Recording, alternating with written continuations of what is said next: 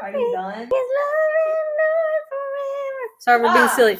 Okay, guys. Hi, guys. Welcome to Bible in the Year, day 332. We're going to be reading Esther chapters 3 and 4 and 2 Peter chapter 2.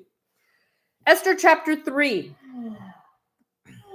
Haman's conspiracy against the Jews. Oh, yeah. Isn't Haman that evil guy? Mm-hmm. Yeah. After these things, King Ahasuerus promoted Haman, the son of Hammedatha, the Agagite. Sounds like a gagging Agagite.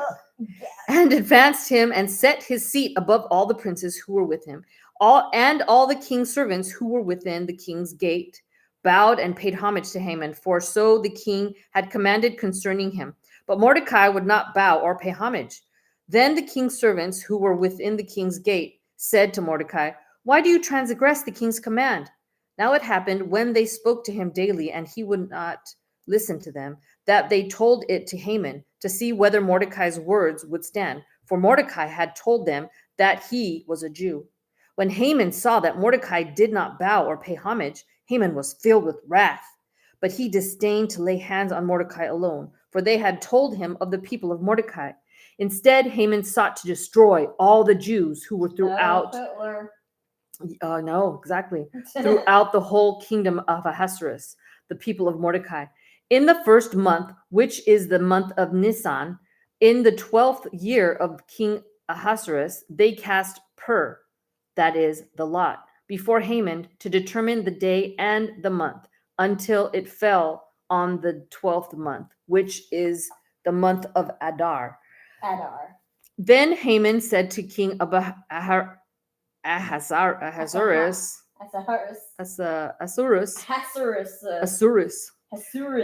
"There is a certain people scattered and dispersed among the people in all the provinces of your kingdom. Their laws are different from all other peoples, and they do not keep the king's laws. Therefore, it is not fitting for the king to let them remain.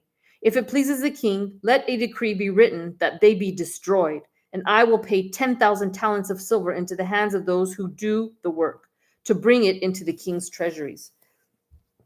So the king took his signet ring from his hand and gave it to Haman, the son of Hammedatha, the Agagite, the enemy of the Jews. And the king said to Haman, "The money and the people are given to you to do with them as seems good to you." Then the king's scribes were called on the 13th day of the first month, and a decree was written according to all that Haman commanded, to the king's satraps, to the governors who were over each province, to the officials of all people, to every province according to its script, and to every people in their language. In the name of King Ahasuerus, it was written and sealed with the king's signet ring. And the letters were sent by couriers into all the king's provinces to destroy, to kill, and to annihilate all the Jews, both young and old, little children and women, in one day, on the 13th day of the 12th month. What the heck? Even the children. They didn't do nothing wrong.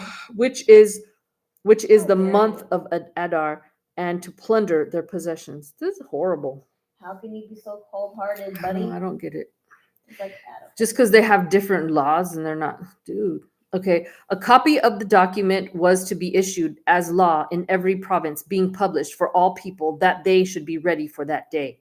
The couriers went out, hastened by the king's command, and the decree was proclaimed in Shushan, the citadel. So the king and Haman sat down to drink, but the city of Shushan was perplexed. Okay, Peter 2. Okay. Wait, Esther 4. Esther 4. Okay, Esther agrees to help the Jews. Well, isn't she a Jew? She's a Jew. Yeah, when Mordecai learned all that had happened, he tore his clothes and put on sackcloth and ashes and went out into the midst of the city. He cried out with a loud and bitter cry. He went as far as the front of the king's gate, for no one might enter the king's gate clothed with sackcloth. And in every province where the king's command and decree arrived, there was great mourning among the Jews, with fasting, weeping, and wailing. And many lay in sackcloth and ashes. So Esther's maids and eunuchs came and told her, and the queen was deeply distressed. Then she sent garments to clothe Mordecai and take his sackcloth away from him, but he would not accept them. Then Esther called Hathach, one of the king's eunuchs, whom he had appointed to attend her. And she gave him a command concerning Mordecai to learn what and why this was. So Hathach went out to Mordecai in the city square that was in front of the king's gate. And Mordecai told him all that had happened to him, and the sum of money that Haman had promised to pay into the king's treasuries to destroy the Jews. He also gave him a copy of the written decree for their destruction, which was given to Shushan, that he might show it to Esther and explain it to her, and that he might command her to go in to the king to make supplication to him and plead before him for her people. So Hathach returned and told Esther the words of Mordecai. Then Esther spoke to Hathach and gave him a command for Mordecai. All the king's servants and the people of the king's provinces know that any man or woman who goes into the inner court to the king, who has not been called, he has but one law: put all to death, except the one to whom the king holds out the golden scepter, that he may live. Yet I myself have not been called to go in to the king these 30 days. So they told Mordecai Esther's words, and Mordecai told them to answer Esther, do not think in your heart that you will escape in the king's palace any more than all the other Jews. For if you remain completely silent at this time, relief and deliverance will arise for the Jews from another place, but you and your father's house will perish. Yet who knows whether you have come to kingdom for such a time as this. Then Esther told them to reply to Mordecai, go gather all the Jews who are present in Shushan and fast for me. Neither eat nor drink for 3 days. 3 days, day or night. My maids and I will fast likewise. And so I will go to the king, which is against the law. And if I perish, I perish. So Mordecai went his way and did according to all that Esther commanded him. So you understand what's happening, right? She has to go and ask the king, please don't kill all the Jews because I'm a Jew. And he's in his kingdom. He's in his throne room. And you can't go in there unless he calls for you. Oh, yeah, I remember. Yeah. I remember. And so They're he puts in his... VeggieTales, they said, Mordecai was like, oh, I can't do anything. I'm just a guard, but you're the queen. So you must go to the... Shush it. I'm trying to say something. And he's like, you must go to the king or something. Is that what he's asking him? Yeah, he has to go into the... Because that's where the king is. I'm sorry. Yeah, she has to go in. And then she's like, what? Don't you know what happens if you go to the king uninvited? Then he could kill you. But if he sees you come in and he accepts you, even though you weren't called, he puts his scepter out, and then that means you're free to come in. But you don't know. He could decide, no, I'm going to kill you. I didn't call for you. Okay. But I mean, he loves her. So I mean, I don't think she has anything to be afraid of. 2 Peter 2, though. 2 Peter 2. Destructive doctrines. But there were also false prophets among the people, even as there will be false teachers among you. There will be false teachers among you. You have to be careful. Remember, your dad was telling you about college. There are some professors that are, not for the Bible, and they'll try to sway your faith. They'll try to make you doubt your faith. There will be false teachers among you who will secretly bring in destructive heresies, even deny the Lord who bought them, and bring on themselves swift destruction. And many will follow their destructive ways, because of whom the way of truth will be blasphemed. By covetousness, they will exploit you with deceptive words. For a long time, their judgment has not been idle, and their destruction does not slumber. Doom of false teachers. For if God did not spare the angels who sinned, but cast them down to hell and delivered them into chains of darkness to be reserved for judgment, and did not spare the ancient world, but saved Noah, one of 8 people, a preacher of righteousness, bringing in the flood in the world of the ungodly, and turning the cities of Sodom and Gomorrah into ashes, condemned them to destruction, making them an example to those who afterward would live ungodly, and delivered righteous Lot, who was oppressed by the filthy conduct of the wicked. For that righteous man dwelling among them tormented his righteous soul from day to day by seeing and hearing their lawless deeds.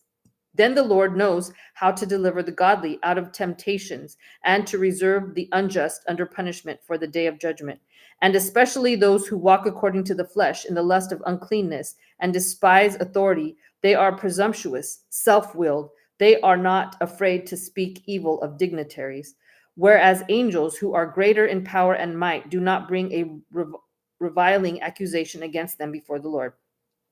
Depravity of false teachers. But these, like natural brute beasts, made to be caught and destroyed, speak evil of the things they do not understand, and will utterly perish in their own corruption. Speak evil of the things they do not understand, and will receive the wages of unrighteousness, as those who count it pleasure to carouse in the daytime. They are spots and blemishes, carousing in their own deceptions while they feast with you, having eyes full of adultery and that cannot cease from sin, enticing unstable souls. They have a heart trained in covetousness, covetous practices, and are accursed children. They have forsaken the right way and gone astray, following the way of Balaam, the son of Beor, who loved the wages of unrighteousness, but he was rebuked for his iniquity. A dumb donkey speaking with a man's voice restrained the madness of the prophet. These are wells without water clouds, carried by a tempest, for whom is reserved the blackness of darkness forever. Deceptions of false teachers. For when they speak great swelling words of emptiness, they allure through the lusts of the flesh, through lewdness, the ones who have actually escaped from those who live in error. While they promise them liberty, they themselves are slaves of corruption. For by whom a person is overcome, by him also he is brought into bondage. For if, after they have escaped the pollutions of the world through knowledge of the Lord and Savior Jesus Christ, they are again entangled in them and overcome the latter end is worse for them than the beginning. For it would have been better for them not to have known the way of righteousness than, having known it, to turn from the holy commandment delivered to them. But it has happened to them according to the true proverb: a dog returns to his own vomit, and a sow, having washed, to her wallowing in the mire. And that's it, fellas. God bless. God bless y'all.